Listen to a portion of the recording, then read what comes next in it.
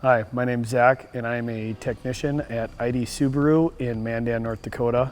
And today we are going to go over what to do when getting a flat tire while driving. First, you need to slowly apply the brakes and pull over and find a safe location to change the tire. If you come to the back of your vehicle and you start by lifting up this first mat, and you can set this on the ground, then open up this rear hatch, which you can also set on the ground.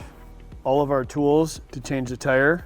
If you lift this up and set this on top of this stuff, right here is our spare tire. This has a wing nut that you just screw to the left to loosen up. You can set this aside and then you can remove the tire from the rear of the vehicle. We're gonna start by breaking the lug nuts loose while the tire is still on the ground. And in a star pattern, we are going to break each lug loose.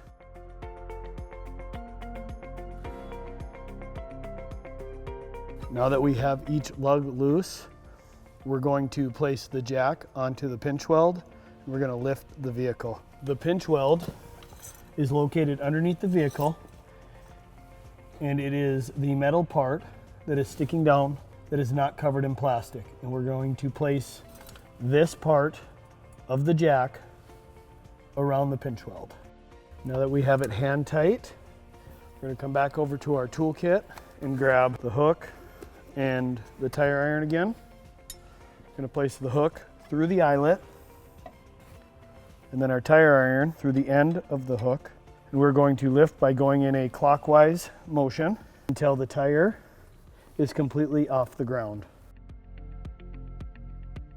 Now that we have the tire completely off the ground, remove the lug nuts completely from the vehicle.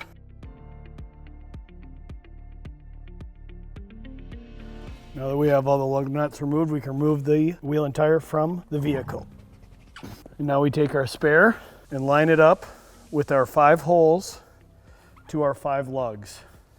To hold it up, you press it on, and you can stick your foot right next to the wheel. Hand tighten every lug nut in a star pattern. Now that you've hand tightened all of the lug nuts, you're going to take your tire wrench and tighten them up.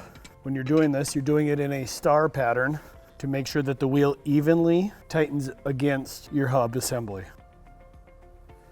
Okay, now that we've tightened these down with the tire wrench, we're going to lower the vehicle. Before we lower the vehicle, we want to just look around to make sure that there's nothing in the way and it's safe to lower. Lowering it, again, we're going to take the hook and put it through the eyelet, place a square on the end of the hook, but now we are going in a counterclockwise to lower the vehicle.